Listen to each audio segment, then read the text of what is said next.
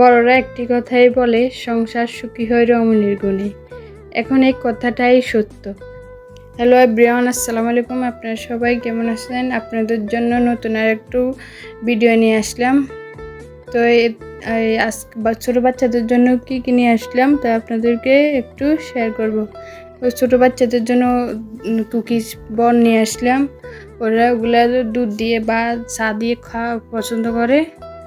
তো এদিকে যে ড্রাগন ফল নিয়ে আসলাম। আমার ছোটো বাচ্চা ওইটা খুব ড্রাগন ফল পছন্দ করে। এগুলো এমনিতে সচরাচর সবসময় আনি না, তাই মাঝে মধ্যে নিয়ে এসেও খুবই পছন্দ করে। এতে এগুলো এখন এই যে ব্যাগ থেকে এগুলো ফলে নিয়ে নিলাম। এদিকে আবার মিষ্টি নিলাম, রসমালা। ওরা সবসময় খেতে পছন্দ করে। এদিকে এই যে বিস্কিট, ছোটো ছোটো বিস্কিট, এগুলা এমনিতে মানে আমার শাশুড়ি ডায়াবেটিস, ও এই জন্য নিয়ে আসলাম। এই যে বাচ্চাদের জন্য মিষ্টিগুলো নিয়ে আসছি। এই কয়েকদিন এগুলা খাওয়াবে বাচ্চারা। এদিকে আজকে দুপুরের জন্য একটু করলা ভাজি করব।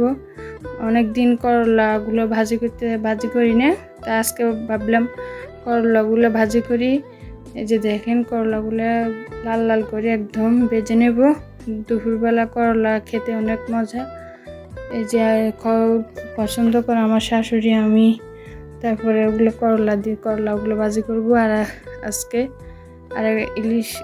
আজকে কি রান্না করব, যে এখানে সুরমা মাছগুলো ভেজে নিলাম। তো এগুলো মাখিয়ে আপনাদেরকে দেখাতে পারিনি অফ ক্যামেরা দিয়ে। এই যে মাছগুলো একদম ভাজা করে নেব। আমার ছেলে বড়টা এগুলো মাছ কড়া ভাজা পছন্দ করে। এই যে কড়া ভাজি নিলাম মাছগুলো। এদিকে আপনারা পুরো ভিডিওটা দেখবেন। পুরো ভিডিওটা দেখার অনুরোধ রইল। আপনারা ভিডিও দেখেন না যে ভিডিও দেওয়ার আগ্রহ আসে না, আপনারা দেখবেন পুরো ভিডিওটা। এদিকে মাছগুলো উল্টা পাল্টা দিতেছি, ভালো করে ভেজে নেব।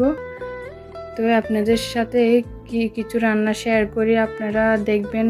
আর আমার ভিডিওটা ভালো লাগলে লাইক, কমেন্ট, সাবস্ক্রাইব করে দিবেন। যে ভিডিওটা ভালো লাগে ওইটা কমেন্টে জানাবেন। তো এতটুকু আপনাদের সাথে, আপনারা তো আমাদের এখন পরিবারের মতো, সব কিছু আপনাদের সাথে শেয়ার করি।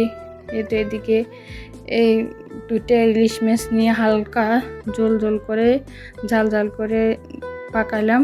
এভাবে ইলিশ মাছ ভালো লাগে তরকারি। আজকে সবজি টবজি দেয়নি, হালকা একটু ঝোল করে মাছটা চুলায় বসিয়ে দিলাম মাখিয়ে।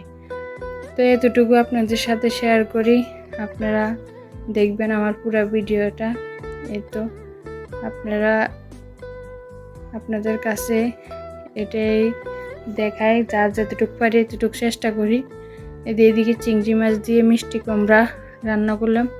মিষ্টি কুমড়া ওসব বাচ্চারা খেতে চায় না, ওদেরকে এই যে অনেক কষ্ট করি সবজি খাওয়াতে হয়। বাচ্চারা একদম সবজি খেতে চায় না। তো মাঝে মধ্যে সবজি না খাইলে বাচ্চারা অনেক শরীরের প্রতি ক্ষতিগ্রস্ত হয়, গালের রুচি আসে না। সবসময় বাচ্চারা শুধু মুরগির মাংস ভুনা করে দিলে খেতে চায়। তো ওদের জন্য মাঝে মধ্যে একটু মিষ্টি কুমড়ো সবজি পাকাই। ওরা খায় মানে একদম করে, কোনো সবজি খেতে চায় না। তো আপনাদের ভিডিওটা ভালো লাগলে লাইক, কমেন্ট, সাবস্ক্রাইব করে দিবেন। তা আপনাদের দোয়া ও ভালোবাসা, আমরা ভালো আছি, আপনারা ভালো থাকেন। এই তো আজকে অনেকগুলো রান্না হয়ে যায়। শসা রান্না করব মাছ দিয়ে, ওই যে তেলাপিয়া মাছগুলো একটু মেখে এতে শসা কষিয়ে মাছগুলো বসিয়ে দিলাম। এদিকে আজকে কয়েকটা রান্না হয়ে গেল। তো এখন মাছগুলো বসিয়ে দিলাম সবজির উপরে। তো এটা আপনাদেরকে একটু হালকা পাতলা যা পারি, যতটুকু পারি এতটুকু দেখার চেষ্টা করি। আপনারা পুরো ভিডিওটা দেখবেন। পুরো ভিডিওটা দেখে কমেন্টে জানাবেন আপনাদের কেমন লাগলো। তা আপনাদের কাছে আর নতুন নতুন ভিডিও নিয়ে আসবো, আপনারা পুরো ভিডিওটা দেখবেন।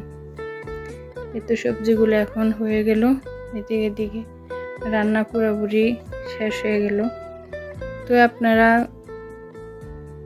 সবসময় ভালো থাকেন, সুস্থ থাকেন, এটাই আমরা সব দোয়া করি। এদিকে একটু ধন্যবাদ দিয়ে দিলাম।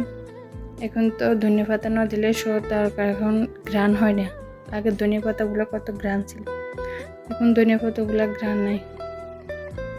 এই তো এখন একটু ধনিয়া পাতা দিয়ে ভালো করে জাল দিয়ে নামিয়ে ফেলবো। একটু লবণ দিয়ে দিলাম। তো আপনারা সবাই ভালো থাকেন।